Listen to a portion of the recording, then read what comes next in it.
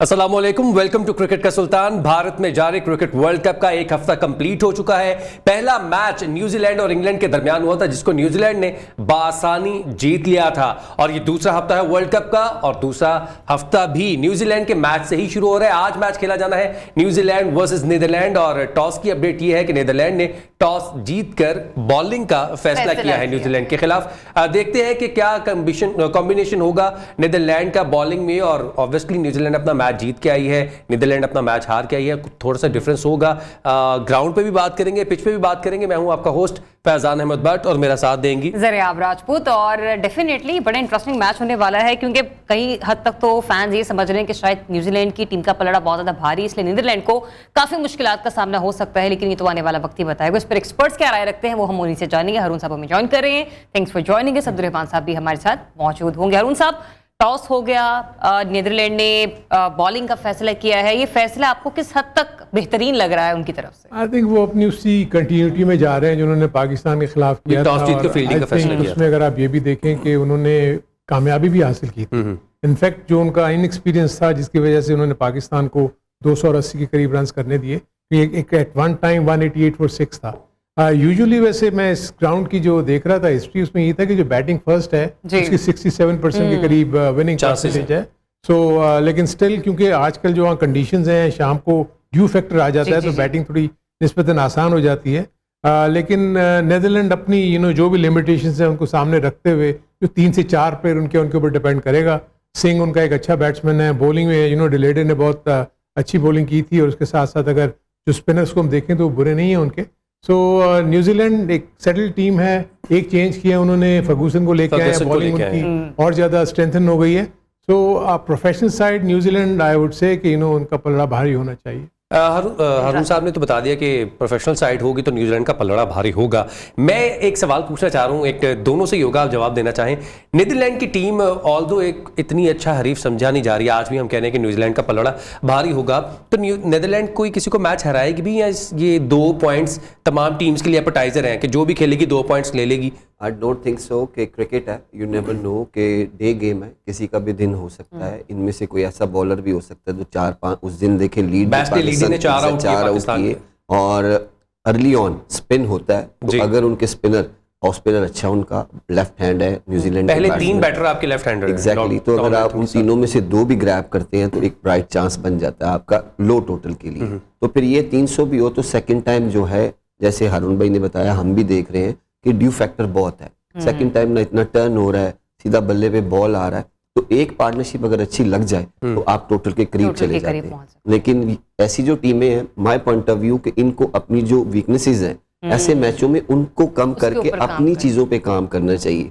हार जीत एक different matter है, लेकिन अच्छी क्रिकेट खेलेंगे ना तो इनका मोराल हाई रहेगा। अभी 8 आज का मैच काउंट करके 8 मैच बाकी, बिल्कुल, तो इसमें यह है कि इनकी टीम अच्छा परफॉर्म करती रहेगी। यू नेवर नो कोई ऐसी टीम इनके हाथ चढ़ दे, कोई एक मैच जीत। अनफॉर्चुनेटली अगर हार भी जाती हैं तो एक दबंग तरीके से हारे। अच्छी क्रिकेट खेल। क्या लगता है आपको कि नीदरलैंड को फील्डिंग किस हद तक टाइट रखनी होगी कि न्यूजीलैंड को इस हद तक स्कोर का टारगेट दे, इससे ज्यादा आगे ना दे? देखिए, जो न्यूजीलैंड की बॉलिंग को अगर आप देखते हैं तो कोई बहुत ज़्यादा एक्सप्रेस पेस वाले तो बॉलर्स वहाँ हैं नहीं।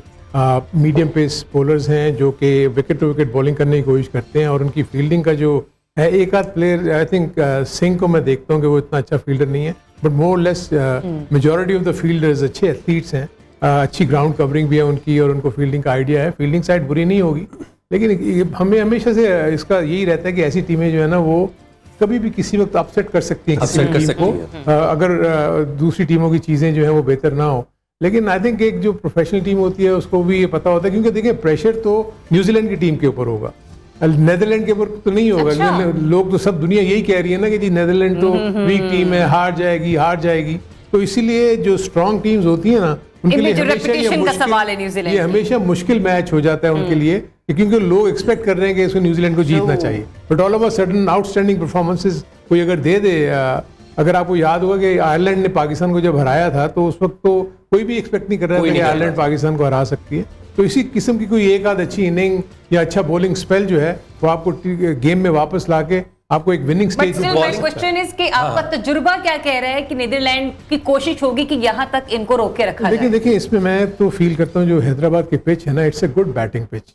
तो एक अच्छी बैटिंग साइड, अच्छी कंडीशंस मिलेंगी। अभी तक हमने जितने वार्म अप मैचेस देखे उसमें 330 प्लस रन हुए हैं और उसके बाद उसको चेज भी हुए हैं। बिल्कुल ऐसे तो ही। मेरे अपने न्यूजीलैंड ने ही चेज किए पाकिस्तान के खिलाफ warm up मैच में। जो बैटिंग फर्स्ट है उसके जहन में सिर्फ ये 320 या 330 नहीं होगा, वो कोशिश करेंगे कि जितना मैक्सिमम, जैसे हमने साउथ अफ्रीका को देखा, इन्हें ऐसे लग रहा था जिस तरह की बैटिंग लास्ट मैच में की है न्यूजीलैंड के बैटर्स ने, रचिन रविंद्रा हो या डेविन कॉनवे की बात की जाए तो ऐसा लग रहा है कि 300 350 स्कोर हो सकता है। बॉलिंग पे अगर नीदरलैंड की बात करनी है तो उसके लिए थोड़ा सा ब्रेक ले लेते हैं। पहले एक रिपोर्ट है उसको देखते हैं, फिर बॉलिंग पे भी बात करते हैं। लेंजी रिपोर्ट आपने मुलाहिजा कर ली है। न्यूजीलैंड और नीदरलैंड एक ही दफा वर्ल्ड कप में आमने सामने आए हैं और न्यूजीलैंड ने वो मैच जीता है। टॉकिंग अबाउट बॉलिंग, अगर नीदरलैंड जैसे लास्ट टाइम पाकिस्तान के खिलाफ पहले ही ओवर स्पिनर्स को दे दिया था क्योंकि 2 लेफ्ट हैंडर्स ओपनिंग कर रहे थे, आज तो पहले 3 बैटर्स आपके लेफ्ट हैंडेड है, तो क्या लगता है कि आज भी वही स्ट्रेटजी होगी? क्योंकि दोनों टीम्स यहाँ पर मैच खेल चुकी हुई हैं, टर्न कितना मिलता है ये भी उनको आइडिया है। होना तो चाहिए, अर्ली ऑन टर्न जरूर मिलेगा, पिच पे मुयस्सर जरूर होता है, तो एक चांस है जब आप स्पिनर्स पे लेते हैं। अगेंस्ट पाकिस्तान भी उन्होंने लिया, लेकिन देखिए उन्होंने इतनी इजी रन नए बॉल पे नहीं बनाने दिए। तो same as it is 3 lefty हैं, तो ऑफ स्पिनर फिर आपको पता खुशियां मनाता है कि जब ऐसी कंडीशन हो, टर्न हो रहा हो, तो एक चांस जरूर है कि आप उन पे अगर चांस लेंगे रन बनाने का तो उसमें विकेट आने के भी चांस है। तो जहां पे आपको अर्ली 2 या 3 ओपनर अगर आपको मिलते हैं, यही फॉर्म में अभी नजर आ रहे हैं, तो अगर मिल जाते हैं फिर टोटल में फर्क जरूर पड़ता है। माय पॉइंट ऑफ व्यू के स्पिनर्स को हेल्प जरूर होगी और ये अगर विकेट ले लेते हैं तो न्यूजीलैंड जरूर प्रेशर। अच्छा, रचिन रविंद्रा की हम बात कर रहे थे, लास्ट मैच में उन्होंने 123 स्कोर किया और इस ग्राउंड पे पाकिस्तान के खिलाफ वार्म अप मैच में उन्होंने 97 स्कोर किया ओपनिंग करते हुए। उनका ट्रैक रिकॉर्ड अगर देखा जाए अभी तक के वर्ल्ड कप का, इट्स क्वाइट इम्प्रोवाइजिंग और प्रॉमिसिंग है। क्या लगता है, ही विल परफॉर्म टुडे और नॉट? जैसे फॉर्म जा रही है तो प्लेयर तो चाहता ही है परफॉर्म करे, लेकिन डिपेंड है आगे बॉलिंग कैसी है, एज ए बॉलर आप उसको आउट कैसे करना चाहेंगे ये बता दें। मैं तो पूरा चांस लूंगा नए बॉल पे कि मुझे एक आधी बाउंड्री लग भी जाए तो इसमें कोई फिक्र वाली बात नहीं होती, लेकिन मिस हिट के भी चांस हैं। मेरे पास अपनी वैरायटीज भी हैं, तो मुझे अपने ऊपर ट्रस्ट होना चाहिए। बैटर को फ्लाइट करें, चांस दें कि अगर मैं तेज बॉल करता हूं तो मुझे बाउंड्री लगती है, डजंट मैटर, मैं फ्लाइट पे भी चांस ले सकता हूं, तो विकेट भी आ सकती है। तो मैंने चांस जरूर लेना नए बॉल पे, क्योंकि कैप्टन ने मुझे लाया भी इसीलिए है कि मैं विकेट लेके दूं। तो शुरू में तो मैं रन नहीं बचाने जाऊंगा, शुरू में तो 100% मैं विकेट पे जाऊंगा कि मुझे एक विकेट मिल जाए और टीम का मोराल। अच्छा, टॉकिंग अबाउट बॉलिंग, आज न्यूजीलैंड ने बॉलिंग चेंज किया है, लोके फर्गसन को खिलाया और जिमी नीशम जैसे ऑलराउंडर को आई थिंक मुझे नहीं लग रहा था कि इनको बिठाया जाएगा, लेकिन जिमी नीशम को रेस्ट करवाया गया है इस मैच के लिए, क्योंकि लोके फर्गसन और टिम साउथी दोनों फिट थे, दोनों ही सिलेक्शन के लिए अवेलेबल थे। लोके फर्गसन को चांस मिला है जिमी नीशम को बिठाने के बाद। आप इस फैसले को कैसे देखते हैं अरुण साहब? मेरा ख्याल है कि मैं ऑफ लेट देख रहा था कि जिमी नीशम जो है ना, वो कंट्रीब्यूट ना बॉलिंग में कर रहे थे ना बैटिंग में कर रहे थे। अच्छा, फर्गूसन जो है वो विकेट टेकिंग बॉलर है, तो इसलिए ये ऑप्शन आने से उनकी बॉलिंग की स्ट्रेंथ और ज़्यादा बढ़ जाएगी। जहाँ तक फर्स्ट 10 ओवर्स में ना सिर्फ 2 फील्डर्स बाहर होंगे। अगर तो स्पिन नहीं हुआ पिच में, तो अगर आपके स्पिनर्स भी आ जाते हैं तो मेरे अपने नज़दीक एक बड़ा रिस्क ये भी हो सकता है कि आप 2 से 3 ओवर ट्राई करके आप दे सकते हैं कि अगर वो कोई इतने ज़्यादा प्रॉब्लम क्रिएट नहीं कर रहा है बैट्समैन के लिए, और अगर रन्स दे रहा है तो फिर ऑब्वियसली अपने फास्ट बॉलर्स के ऊपर वापस आ जाएंगे। लेकिन ये डिपेंड करता है कि फर्स्ट 2 to 3 ओवर्स में आपको पता लगेगा कि पिच का बिहेवियर कैसा है और किस तरीके से वो बिहेव कर रही है। लेकिन बीइंग अ प्रोफेशनल साइड, ये चीज़ तो जब न्यूजीलैंड के बैट्समैन हैं उन्होंने भी तो वे किया होगा नीदरलैंड की बॉलिंग को कि इनके पास क्या क्या ऑप्शन है, कितने लेफ्ट आर्म स्पिनर्स हैं, कितने ऑफ स्पिनर्स हैं, कितने मीडियम पेसर्स हैं।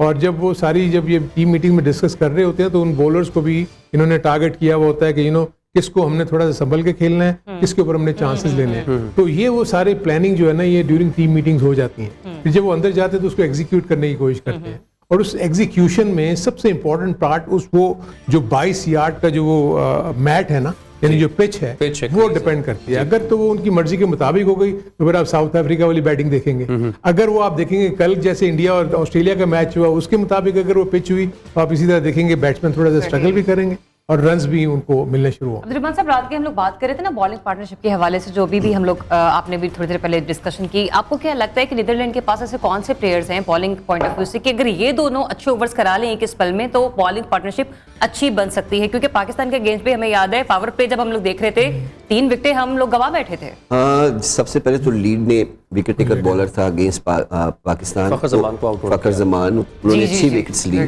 वो पुराना बॉल भी अच्छा कर रहा था। अगर उनके साथ स्पिनर एक पार्टनरशिप लगा लेता है तो ये बड़ी अच्छी बात होगी। लेकिन मैं कहता हूँ अगर रन्स बन भी जाएं तो कोशिश हो ऐसी टीम्स के लिए कि वो कम से कम रन्स में जाए। अगर आपको विकेट नहीं मिल रही तो फिर आप कोशिश करें कि आप कंटेन करें, एग्जैक्ट कंटेन पे चले जाए। कोई भी बैट्समैन हो, दुनिया का वर्ल्ड क्लास बैट्समैन भी हो, जब आप उसको डॉट बॉल क्रिएट करते हैं ना तो प्रेशर उस पे जाता है। तो ऐसी टीमों को प्रेशर खुद पे नहीं आना, दूसरी टीम जो नंबर 1 और नंबर 2 होती है ना, उन पे प्रेशर ज्यादा बिल्ड उन्हें puzzle करके रखते हैं। एग्जैक्टली, क्योंकि ऐसी टीम के अगेंस्ट अगर परफॉर्मेंस ना हो वैसे गुस्सा चढ़ता है, फिर पूरी टीम अंडर प्रेशर आती है, क्योंकि वो सोच के आया होता है कि मैंने पिछले मैच में 100 करना है, अब ये टीम मेरे हत्थे चढ़ गई तो मैं तो आज 150-200 करूंगा। तो अगर वहां पे आप जल्दी आउट हो जाते हैं, लेकिन नीदरलैंड के लिए बड़ी अच्छी बात होगी कि वो अपनी लाइन और लेंथ अगर एक जगह बॉल करेंगे तो मुश्किल जरूर पैदा होगी, क्योंकि पाकिस्तान जैसी टीम को उन्होंने अच्छा टफ टाइम दिया हुआ है। आई थिंक कि आज भी न्यूजीलैंड को टफ टाइम देंगे। टॉकिंग अबाउट बैस्डी लीडी, उन्होंने वर्ल्ड कप क्वालिफायर्स में बहुत अच्छी परफॉर्मेंस दी, उससे पहले वर्ल्ड कप में अच्छी परफॉर्मेंस देते आ रहे हैं। एक प्लेयर आपकी टीम में एक ऐसा होता है जो कि अच्छी परफॉर्मेंस देता रहता है और उस यूनिट को बरकरार रखता है। बैस्डी लीड विक्रमजीत सिंह ने लास्ट मैच में अच्छी परफॉर्मेंस दी। दूसरों का परफॉर्म कितना नीदरलैंड के लिए जरूरी है करना, कि अगर वो परफॉर्म करेंगे दीगर प्लेयर्स तो नीदरलैंड की टीम थोड़ा सा उभर के सामने आ सकती है। हम बात कर सकते हैं कि yes they can win any match, अगर ऑस्ट्रेलिया के साथ नहीं तो अफगानिस्तान के खिलाफ मैच जीत जाएंगे, श्रीलंका से मैच जीत जाएंगे या बांग्लादेश से मैच जीत जाएंगे। लेकिन ये होता है कि आपकी जो ओपनिंग पार्टनरशिप है ना, पहले 3 बैट्समैन अगर ये 15 से 20 ओवर खेल लेते हैं तो फिर ब्राइट चांस होता है कि आपके पास डेथ में, जैसे सिंह अच्छा खेला उस दिन, लीड को उसने साथ दिया, तो आपके 2-3 बैट्समैन अगर सेफ हो जाते हैं ना लास्ट ओवर्स में तो फिर गेम डिफरेंट होती है। अगर आप अर्ली ऑन 4 या 5 आउट हो जाते हैं पहले 10-15 ओवर में तो फिर नीचे वाले भी इतना लंबा नहीं खेल सकते, क्योंकि उनमें स्कोर वही है 200-250 एग्जैक्टली, क्योंकि ऐसी टीमों ने इतनी प्रैक्टिस भी बॉलर्स को नहीं कराई होती कि ये 30-40 ओवर निकाल सके या 20 ओवर निकाल सके। अगर इनको 15 ओवर 10 ओवर मिले आखिरी 5 बैट्समैन को तो फिर ये टोटल डिफरेंट बना सकते हैं, चेस करने अच्छा जा सकते हैं। तो सेम वही बात कि नया बॉल किसी भी टीम के लिए बहुत जरूरी है कि वो विकेट्स ना गवाए, क्योंकि 50 ओवर्स बहुत ह्यूज ओवर्स है, 300 बॉल खत्म ही नहीं होते। 2-3 मैच ऐसे देख लिए कि जिसमें 8 ओवर बच रहे हैं, टीम में आउट हो रही है और ओवर बच रहे हैं। और यही अगर जिन टीमों ने इस पे अप्लाई किया है उन्होंने 300 प्लस रन बनाए, 400 प्लस रन बनाए। हारून साहब, ये की पॉइंट है। नीदरलैंड के ने जो पाकिस्तान के खिलाफ अपना मैच खेला वो इसी पिच पर खेला था, तो आपको लगता है कि आज इन्हें आसानी होगी अपने बैटिंग ऑर्डर को डिस्प्ले करने के लिए, उसको शोकेस करने के लिए, बाउंड्रीज लगाने के लिए? ऐड करना चाहूंगा थोड़ा सा कि विक्रमजीत सिंह की जैसे भी बात की, आप ये बताइएगा एज ए बैटर उनकी टेक्निक के हवाले से आप क्या कहना चाहेंगे? फुट मूवमेंट इतना नहीं है, लेकिन आज के जो सामने बॉलर है लोकी फर्गसन, ट्रेंट बोल्ट, इनकी बॉल सीम करेगी, स्विंग करेगी, तो मुझे लगता है कि तंग करेंगी उनको। देखिए यूजुअली एक चीज़ तो अपने ज़हन में रखें कि जो ख़ास तौर पर शॉर्टर फॉर्मेट के लिए जो पिचेस बनती हैं ना, उसमें किसी किस्म की हेल्प होती नहीं है। हमने बहुत ही रेयर ओकेजन में देखा है, जैसे हमने कल इंडिया ऑस्ट्रेलिया के मैच में देखा कि थोड़ी सी हेल्प थी और स्पिनर्स को भी अच्छी खासी पहली इनिंग में हेल्प मिली। तो जब अच्छी बैटिंग ट्रैक्स होते हैं ना तो उस पर हेल्प इतनी उनको मिलती नहीं है। अब इसीलिए आप देखें कि अगर वो आपकी लेस टेक्निक इतनी अच्छी आपकी साउंड टेक्निक नहीं भी है तो आप सर्वाइव कर जाते हैं। जैसे आपने सिंह की बात की तो हैंड आई कोऑर्डिनेशन अच्छा होता है, बॉल की लाइन को देखते हैं उसके ऊपर वो हिट मार देते हैं थ्रू द लाइन, और वो बाज़ बार कनेक्ट हो गई तो आपको कभी बाउंड्रीज मिल जाती हैं, अगर गैप मिल गया तो आप उसको बाउंड्रीज में खेल देते हैं, वरना ऊंचे शॉट्स खेलते हैं तो वो छक्के भी मिल जाते हैं। तो मेरे अपने नज़दीक एक अच्छा पैकेज है। मैं नहीं फील करता कि अननेसेसरी रिस्क लेगी न्यूजीलैंड की टीम टू स्टार्ट विद के जी वो जाते ही उनके ऊपर अटैक करना शुरू कर दे। दे विल हमेशा से मैंने न्यूजीलैंड को देखा है कि बहुत ही प्रोफेशनल वे में खेलते हैं, टीम को बहुत अच्छे तरीके से दूसरी टीम को वो वे करते हैं और उसके मुताबिक वो अपने आप को अप्लाई करते हैं। नंबर 3 के बैटर कहीं भी रविंद्रा के बारे में आपसे पूछना चाहूंगा कि उनका रोल कितना इंपॉर्टेंट है केन विलियमसन के जाने के बाद? हर प्लेयर जो इस वक्त 11 में है वो इम्पोर्टेंट है। अब रविंद्रा के लिए तो उन्होंने बहुत बड़ा एक गैम्बल किया, उसके आए हुए कितना अरसा हुआ इंटरनेशनल क्रिकेट में, ज्यादा अरसा नहीं है, लेकिन जिस तरीके से उसने अपनी शो किया अपनी स्किल्स को, आई थिंक वो आउटस्टैंडिंग है। उनको तो एक हेल्प मिल गई क्योंकि उनके पास सेंटर अकेला ही था जो कि लेफ्ट आर्म स्पिन करता था, और वो आप इसके आने से इस सोदी को ड्रॉप होना पड़ा जो कि उनका बड़ा की बॉलर था। ये रचिन स्टार्ट पे पहले इस सोदी के साथ नंबर 7-8 पे बैटिंग किया करते थे और अब एक इतना बड़ा चांस कि नंबर 3 पे जो कि पूरी दुनिया में तमाम टीम्स का बेहतर बल्लेबाज खेलता है, स्टीव स्मिथ की बात करें, विराट कोहली की बात करें, बाबर आजम की बात करें। एक दो मैचेस में तो हम उनके साथ उनको नहीं कंपेयर कर सकते, लेकिन ये इस किस्म की चीजें बहुत होती हैं। मुझे अच्छी तरह याद है कि शाहिद आफरीदी को जब हमने भेजा था कीनिया खेलने के लिए तो एज ए बॉलर गए थे, उन्होंने नेट पे बैटिंग की, हिटें मारी जोर जोर से, तो टीम मैनेजमेंट को ख्याल है क्यों नहीं हम इसको ओपन भेज ओपन करवाएं। So the moment they send him the open to open the innings, उसके बाद उसने वो फास्टेस्ट सेंचुरी कर दी और उसके बाद से आप देख लेंगे शाहिद आफरीदी कहाँ से कहाँ निकल गए। तो ये वो लाइफ टाइम चांस होता है कि जो प्लेयर अवेल करता है। आई थिंक रविंद्रा ने भी ये चांस अवेल किया। आई थिंक अब उसको दूसरे भी टीमें रेट करना शुरू कर दिए, क्योंकि अगर वो विकेट पे स्टे करता है तो रन तेजी से बनेंगे, क्योंकि वो अपना स्ट्रोक मेकिंग जो है वो रोकता नहीं। रहमान भाई अगेंस्ट कौन सा बॉलर खड़ा करना पड़ेगा फिर नीदरलैंड को अगर उन्होंने रविंद्रा को टारगेट कर रहा है? बॉलर तो 5 हैं, पांचों को चाहिए, पांचों को इसमें चाहिए। एक बॉलर नहीं है, क्योंकि 5 बॉलरों की जिम्मेदारी है कि जब भी उसको ओवर मिले अच्छी बॉलिंग की कोशिश करे। मैं ये पूछना चाह रहा था आपसे कि स्टीव स्मिथ ने भी जब अपनी करियर का आगाज किया एज ए बॉलर स्टार्ट किया, शाहिद अफरीदी ने एज ए बॉलर स्टार्ट किया, कई ऐसे बैटर्स हैं जो कि आज नंबर 3 नंबर 1 पे खेल रहे हैं जिन्होंने बॉलिंग। शुएब मलिक है, आप बिल्कुल। देखें जब उसने करियर का स्टार्ट किया था तो वो नंबर 11-10 पे बैटिंग उसने स्टार्ट की, फिर उसने हर नंबर पे बैटिंग की है पाकिस्तान के लिए, एज ए ओपनर भी पाकिस्तान के लिए वो खेला है। तो ऐसे बहुत सारे एग्जाम्पल। आप क्यों नहीं खेल पाए? मैं आपसे ये पूछना चाह रहा था। मैंने अपने डिपार्टमेंट से बड़ी ओपन अच्छा। और क्या कहते हैं कि ऐसे की प्लेयर के लिए जब वो खेलता है और अपनी जगह बनाता है, फिर विलियमसन आएगा तो फिर देखे जब इनको टीम कॉम्बिनेशन बनाना पड़ेगा तो किसको ड्रॉप करना। हाँ, कंफ्यूज है। ये बड़ा क्रिटिकल हो जाता है कि जब बता दे तो किसको ड्रॉप करेंगे, यंग को ड्रॉप करेंगे। नहीं, अगर वो भी परफॉर्म करता है तो फिर आप टीम कॉम्बिनेशन के लिए फिर आपको मुश्किल पैदा होती है। तो विलियमसन तो है, ग्रेट प्लेयर है, उसने तो आना ही है, कैप्टन भी है न्यूजीलैंड का, लेकिन मैच ऐसे यंग प्लेयर के लिए अर्ली ऑन अपनी जगह बनाना इतनी बड़ी टीम के अंदर बहुत बड़ी बात होती है। और साथ इनको 2 चीजें हैं कि 2 चीजें मिल गई, वो लेफ्ट आर्म स्पिनर भी है, जहां आपको टर्निंग ट्रैक मिलेगा वो आपको विकेट्स भी लेके दे सकता है, जहां आपने बैटिंग के लिए इसको ऊपर भेजा उसने वहां भी इंप्रूव करके। रहमान भाई और हारून भाई, आपसे एक सवाल है कि अब हम देख रहे हैं कि न्यूजीलैंड की ऐसी टीम अगर केन विलियमसन वापस आ जाते हैं तो उनको थोड़ा क्रिटिकल हो जाएगा कि किसको ड्रॉप करें किसको नहीं। हम एज ए पाकिस्तानी, अगर पाकिस्तान टीम के ऑब्वियसली हम अराउंड प्ले करते हैं, हमारी बेंच स्ट्रेंथ कब जो है ना इतनी मजबूत होगी कि हम भी पिक एंड चूज पे आ जाए कि किसको ड्रॉप करें किसको खिलाएं? ये चीज कब होगी? हमारा डोमेस्टिक कब स्ट्रांग होगा? ये हम कल भी बात कर रहे थे। मैं आपको ये बताऊंगा, इस वक्त पाकिस्तान का जो इस वक्त यूनिट गया हुआ है, I think this is the best. आपकी इसके अलावा तो और कोई टीम बन नहीं सकती थी। आपको इसी टीम को भेजना था और आपने एक का जिन्हें सऊद शकील को इंक्लूड किया। बेसिकली वो टेस्ट मैचेस खेला करते थे, वनडे नहीं खेलते थे, और उसने भी आगे प्रूव कर दिया कि वो अच्छा है। आपका सिर्फ इश्यू इस वक्त तो ओपनिंग स्लॉट में ही हो रहा है ना, बाकी बैटिंग तो आपकी जो है वो अच्छा परफॉर्म कर रही है। आपकी bowling unit as a bowling unit बड़ा अच्छा परफॉर्म कर रहे हैं। जहां पर कंसर्न है आपके स्पिनर्स का वो तो आपको नजर आ रहा है, वो भी डिस्कस करेंगे हारून साहब। अभी ब्रेक का कहा जा रहा है, बैटिंग पाकिस्तान की और जो एरिया ऑफ कंसर्न्स हैं हमारे स्पिनर्स, उस पर भी डिस्कशन कर लेते हैं। मैच अभी कुछ ही देर बाद में स्टार्ट हो जाएगा, एक ब्रेक ले लेते हैं। बिल्कुल, एक ब्रेक लेते हैं। स्टे ट्यून्ड, क्रिकेट का सुल्तान।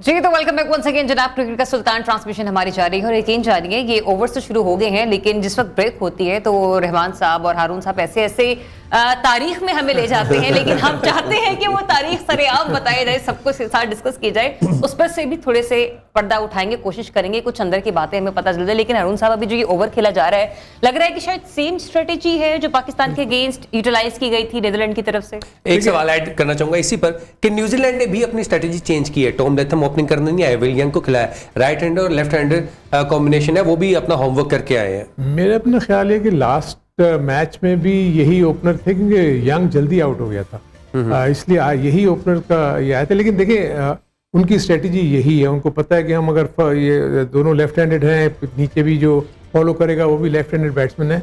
जब पिच के ऊपर पहला ओवर हुआ है तो इतना तेज नहीं निकला बॉल, तो जब रुक के आ रहा है तो वो फिर स्ट्रोक मेकिंग के लिए मुश्किल हो जाता है। स्पिनर जो है फिर अगर अपना वेरी कर रहा है, पेस भी वेरी कर रहा है, अपनी फ्लाइट और लाइन भी वेरी कर रहा है, तो थोड़ा मुश्किल होता है। और वही वो जो प्रेशर क्रिएट होता है वो इसी वक्त होता है जब अब अगर एक और मेडन हो गया, पहला मेडन हो गया, 2-3 और अगर मेडन हो गए तो कहीं ना कहीं न्यूजीलैंड को ये सोचना पड़ेगा कि हम रन कैसे निकालें।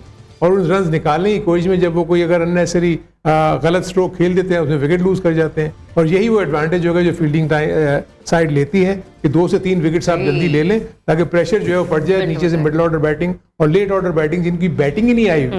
लेकिन न्यूजीलैंड के लिए तो इसका सबसे बड़ा डिसएडवांटेज ये है कि उनके नीचे वाले बैटर्स ने बैटिंग ही नहीं की इस वार्म अप मैचेस में जी, क्योंकि दोनों ऊपर एक ही विकेट गिरी थी, तो इसलिए ये एक बड़ा है कि अगर ये अर्ली विकेट्स गिरा देते फॉर अ मोमेंट ओवर में ऐसा लगा भी जब रहमान आपने कहा कि यहाँ पे लग रहा है कि थोड़ा प्रेशर लिया गया और शॉट दी गई है। हाँ, लेकिन ये है कि अभी टू अर्ली, 2 ओवर हुए, दूसरा ओवर शुरू है, लेकिन यही बात है कि अगर यही डॉट बॉल क्रिएट करते रहे तो विकेट का चांस बढ़ता रहेगा। तो लेकिन अगर बाउंड्रीज चली गई इजीली तो फिर ये 350 प्लस पे भी चला जाएगा।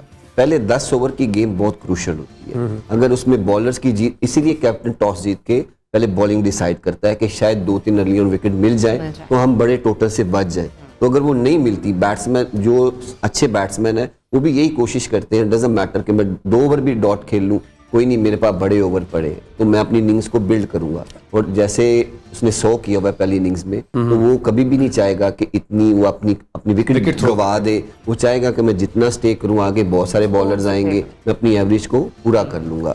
बट बॉलर का वही है कि जितना भी वो डॉट बॉल क्रिएट कर ले, जब भी आप विकेट बाय करने जाएंगे आपको रन्स के बहुत चांस हो जाते हैं। तो जैसे ये स्पिनर्स हैं, अभी इतने एक्सपीरियंस नहीं है, लेकिन ये है कि पहले भी यही बात की कि ये कोशिश करे अच्छी क्रिकेट खेलने की, लाइन्स अच्छी रखें, अपनी जीतने की एक अलग चीज है। अगर ये अच्छी क्रिकेट खेलेंगी तो जीतने के चांस भी अच्छे होंगे। ठीक है। ब्रेक पे जाने से पहले हम एक अहम इशू पे बात कर रहे थे कि न्यूजीलैंड का बेंच स्ट्रेंथ बहुत स्ट्रांग है। इवन कमेंटेटर्स ने भी बात की कि अगर केन विलियमसन टीम में वापस आते हैं तो किसको ड्रॉप करना है, किसको नहीं करना है, ये उनके लिए एक लम्हे फिक्रिया हो जाएगा। उससे रिलेटेड मैंने ये बात की थी कि पाकिस्तान की डोमेस्टिक क्रिकेट से हमारे पास ऐसे प्लेयर्स क्यों नहीं आ रहे हैं कि हमारे पास भी ऐसी सिचुएशन हो कि हम किसको ड्रॉप करें, किसको खिलाएं। हमारे पास कोई प्लेयर इंजर्ड हो जाता है और हम अपने प्लेयर्स को बहुत ज्यादा क्रिकेट खिला देते हैं। जहां तक मुझे लगता है आप इस बात की जो है ना वजाहत कीजिएगा कि हम अपने प्लेयर्स को मुसलसल खिलाए रहते हैं, जिसकी वजह से वो इंजरीज का शिकार हो जाते हैं। इस पे आपका कमेंट चाहूंगा। देखिए, जहाँ तक इंजरीज की आप बात कर रहे हैं ना, इंजरीज तो आई थिंक किसी को भी हो सकती हैं, वो तो कोई इशू नहीं है। जो आप बेंच स्ट्रेंथ की बात कर रहे हैं, वर्कलोड मैनेजमेंट की भी बात कीजिएगा ना। वर्कलोड मैनेजमेंट आई थिंक आपके साथ पूरा मेडिकल स्टाफ होता है, वो एक एक चीज को मॉनिटर कर रहा होता है। इवन अगर ये बाहर भी क्रिकेट खेलने जाते हैं तो अपने मेडिकल स्टाफ के साथ राब्ते में होते हैं और उनको बता के कि हम कितने मैचेस खेल रहे हैं, कितने नहीं। जब शाहीन आफरीदी वहां गया था इंग्लैंड, तो बाकायदा एक शेड्यूल के मुताबिक जाके उसने उतने नंबर ऑफ मैचेस खेले कि उसने उस वर्कलोड को पूरा करना था ताकि वो अपनी पूरी फिटनेस पे वापस आए। सो ये एक्चुअली बहुत सारे लोगों को नहीं पता होता, वो ये समझते हैं कि वर्कलोड मैनेज नहीं हो रहा, वर्कलोड मैनेज हो रहा होता है। लेकिन ऑन द ग्राउंड अगर कोई भी सडन मूवमेंट ऐसी हो जाए जो कि आपकी नॉर्मल रूटीन में नहीं होती, तो कभी आपका काफ मसल खिंच जाता है, कभी आपकी हैमस्ट्रिंग हो जाती है, ये हर एक के साथ हो सकता है। ठीक है। जहां तक हमने बात की बेंच स्ट्रेंथ की, तो हम जब मैं चीफ सिलेक्टर था तो तकरीबन 60 के करीब प्लेयर्स ऐसे हैं इस वक्त जो 3 टीयर में हैं। इस वक्त पाकिस्तान की नेशनल टीम के 20 से 25 लड़के जो आपकी पाकिस्तान की टीम में घूम रहे हैं, और नीचे ए लेवल के ऊपर तकरीबन 20 से 25 लड़के हैं, और इसी तरह अंडर 19 लेवल के ऊपर 20 से 25। ठीक है, हम सब हम इस पे बात कर रहे हैं, ये अहम इशू मैं चाहता हूँ कि ये ड्रॉप ना हो। इसको ब्रेक के बाद भी हम कंटिन्यू कर लें। एक ब्रेक है, ब्रेक से वापस आएंगे और पाकिस्तान क्रिकेट की जो एक अहम इशू है उस पर हम डिस्कशन कर रहे हैं, उसको कंटिन्यू करेंगे।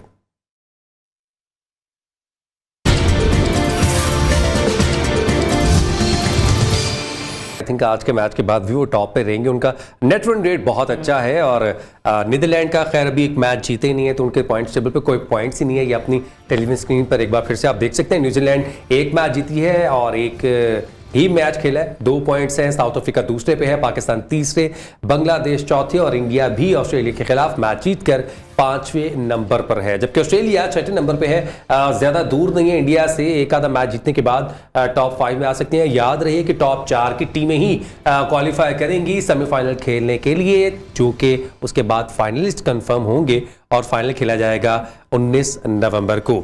अभी पॉइंट्स टेबल इनिशियल स्टेजेस है, अभी टूर्नामेंट बहुत बाकी है, लेकिन अभी आप टेबल को कैसे देख रहे हैं? अभी तो पहले मैच में it's too early say anything, क्योंकि ये चीजें चेंज होती रहेंगी ना आफ्टर एवरी मैच। जी। एक्चुअली जो 1, 2, 3 भी जो है ना, वो नेट रन रेट की पोजीशन की वजह से है, वरना 2-2 पॉइंट सबने हासिल किए। तो जितने मैचेस होंगे इसमें जब ये टीमें आपस में क्लैश करेंगी ना, इस वक्त जो इस पॉइंट्स टेबल को देखते हुए जो प्रेशर में आ गई हैं टीमें, वो एक ऑस्ट्रेलिया है, बड़ी टीमों की बात कर रहा हूँ, और एक इंग्लैंड है। इंग्लैंड इस वक्त लास्ट में है क्योंकि इसलिए उसने वो मैच भी हार गया है। तो ये 2 टीमें अपने नेक्स्ट मैचेस में जो है वो कोशिश करके जीत के ऊपर आना चाहेंगे। और जब भी दो टॉप टीमों का क्लैश होगा ना, और दूसरी टीम जो हारी हुई होगी अगर वो उसको बीट कर देती है, जो जीतती हुई चली आ रही है, तो वो अपने उसको मेकअप कर सकती है। सो अभी जो आगे मैचेस आएंगे उससे काफी हद तक पता लगेगा। रेमाज भाई, जैसे इंग्लैंड को एक पहले ही मैच में इतनी बड़ी शिकस्त का सामना रहा, उनका नेट रन रेट -2 में है। ऐसे ही 2019 में पाकिस्तान को भी सामना रहा था, जिससे हम कवर नहीं कर पाए। हमारे पॉइंट्स नंबर 4 टीम के मुकाबले के ही थे, लेकिन नेट रन रेट की वजह से हम क्वालिफाई नहीं कर सके सेमीज में। ये इंग्लैंड के लिए कितना वो हार्ट ब्रेकिंग है। और देखें, डिफेंडिंग चैंपियन है, मुझे नहीं लगता कि ये इतनी बड़ी हार ऑब्वियसली होता तो है कि जब बल्कि पहला मैच है इसमें नहीं, लेकिन जब आप अपनी टीम को बॉटम पे देखते हैं तो दुख जरूर होता है। लेकिन अभी 8 गेम बाकी हैं, आप 2-3 मैच ऐसे खेलेंगे कि जिसमें प्लस एवरेज आया, नेट रन रेट बनाना पड़ेगा आपको, क्योंकि टॉप टीम ने आप आगे क्वालिफाई करना है। इंग्लैंड कहीं भी एक आधा मैच हार गई तो फिर ये यही रहेगी, यही स्टक रहेगी, फिर उसको बहुत स्ट्रगल करनी पड़ेगी अपने रन रेट के लिए, अच्छे मार्जिन से जीतना पड़ेगा, तो फिर आप ऊपर आएंगे। तो लेकिन अभी टू अर्ली, बहुत सारे मैचेस बाकी हैं। मे भी एक दो मैच वो वन साइडेड ऐसा जीत जाए कि जिससे वो प्लस करके, तो मेरा ख्याल है नंबर 2 नंबर 3 नीदरलैंड की टीम एपेटाइजर कहा जा रहा है, बाकी तमाम और भी बहुत सारी टीम है। जब आप अच्छी क्रिकेट खेलेंगे तो आप चाहे नंबर 1 हो नंबर 2 टीम हो, इंग्लैंड टीम लास्ट 2019 के वर्ल्ड कप में अफगानिस्तान को बहुत बड़े मार्जिन से हराया था। और ये ऐसी टीम है कि इसके पास पूरा पैकेज है, उनके पास अच्छे सीमर्स हैं, अच्छे ऑलराउंडर्स हैं, स्पिनर्स हैं, तो ये कभी भी कम बैक कर सकते हैं। देखिए, जहाँ तक नेट रन रेट की आप बात कर रहे हैं, देखें जो भी टीम हारेगी ना उसका तो नेट रन रेट इफेक्ट होगा। कितना होगा वो बहुत ज्यादा होगा इंग्लैंड का। नेट रन रेट बेसिकली है क्या? जी, वो ये है कि कितने रन आपके खिलाफ हुए, कितने ओवर्स में हुए, और कितने रन आपने किए कितने ओवर्स में। तो उसका जो डिफरेंस है that is the net run rate. तो ऑब्वियसली जब भी मार्जिन ऑफ डिफीट ज्यादा होगा इन टर्म्स ऑफ रन्स, क्योंकि अगर आप पहले आउट हो जाएंगे ना तो आपके नेट रन रेट के लिए 50 ओवर काउंट होंगे। यानी जो टीमें 40-40 ओवर में या 42-42 ओवर में आउट हुई है ना, उनके रन रेट जब काउंट होंगे तो 50 ओवर का काउंट होंगे उस ओवर के। लेकिन जब आप जीतेंगे तो आपको उतने ही नंबर के ऊपर वो काउंट करते हैं। So it's an interesting thing जो आगे जाके मैथमेटिकली तो अभी फिलहाल टीमें नेट रन रेट को नहीं देख रही होंगी, उनको तो नंबर ऑफ विन्स चाहिए इस बार। जी। क्योंकि जितना वो जीतेंगे, अगर ये नेट रन रेट क्या है, अगर मैं 6 मैच जीत जाऊं तो मुझे नेट रन की क्या जरूरत है? सो नेट रन रेट तो वहां जब आप इक्वल नंबर ऑफ विन्स पे खड़े हैं तो वहां आपको डिसाइड करेगा ना वो। तो इसलिए टीमें तो कोशिश करेंगे सारे मैचेस जीतें ताकि हम 5 से 6 मैच जीत के अपनी पोजीशन सिक्योर कर लें। बिल्कुल। अभी कल के मैच की भी थोड़ी सी बात कर लेते हैं, क्योंकि कल पाकिस्तान वर्सेस श्रीलंका मैच खेला जाना है। श्रीलंका ने अपना पिछला मैच बहुत अच्छा खेला in the terms of batting, in the term of fighting with team Australia. Although Pakistan ने टीम मैच जीता है, लेकिन हमारे कुछ एरिया ऑफ कंसर्न्स थे जिसको हम रात के शो में जरूर डिस्कस करेंगे। लेकिन कल के मैच के हवाले से थोड़ा सा आप कुछ बात करना चाहिए? इतना आसान नहीं है, बड़ा मुश्किल दोनों टीमों के लिए। ये नहीं कि पाकिस्तान के लिए भी मुश्किल है, श्रीलंका के लिए भी मुश्किल है, लेकिन जैसे श्रीलंका क्रिकेट खेल लिया है तो पाकिस्तान के लिए ज्यादा मुश्किल हो दोनों चीजों में। उनके पास स्पिनर्स भी हैं, फास्ट बॉलर्स भी हैं, इतने तेज नहीं है लेकिन एरिया उनका अच्छा है। लेकिन यह है कि उनकी बैटिंग भी अच्छी है। सबसे अच्छी चीज जो मुझे लगती है श्रीलंका की टीम में उनकी फील्डिंग है और उनकी बॉडी लैंग्वेज है कि वो इतने एनर्जेटिक है कि आपको वो ग्रैब करने की कोशिश करते हैं। तो पाकिस्तान को बड़ी फेयर क्रिकेट और अच्छी क्रिकेट खेलनी पड़ेगी अगेंस्ट श्रीलंका। ठीक है, कुछ कमेंट हारून साहब आपका भी? इसमें ये है कि अब देखना है कि उनके जो अनफिट प्लेयर जो बाहर बैठे हुए हैं वो फिट हो गए कि नहीं, क्योंकि स्पिनर उनको चाहिए होगा जरूर। दक्षिणा अगर वो फिट हो जाते हैं तो आई थिंक उनकी स्ट्रेंथन हो जाएगी बॉलिंग। तो पाकिस्तान बड़ा इस चीज़ को देख रहा होगा कि श्रीलंका के पॉइंट ऑफ व्यू से पिछला मैच आप श्रीलंका से हारे हुए हैं, मेंटल ब्लॉक उनसे निकलना होगा और वो भूल जाना होगा पिछली जीत को, पाकिस्तान हार को। और पाकिस्तान मेरे ख्याल है it's a good unit, I would say. ठीक है, पाकिस्तान का यूनिट भी अच्छा है। श्रीलंका ने अपना पिछला मैच अच्छा खेला है। पिछली जीतों को और हारों को जो है ना भुला के इस मैच में उतरना होगा। जरा आप क्या कहती हैं? आप बिल्कुल ऐसे ही, और इस बारे में मजीद डिस्कशन करेंगे, लेकिन इंशाल्लाह रात आपसे मुलाकात होगी 11 से 12। स्टे ट्यून्ड, क्रिकेट का सुल्तान।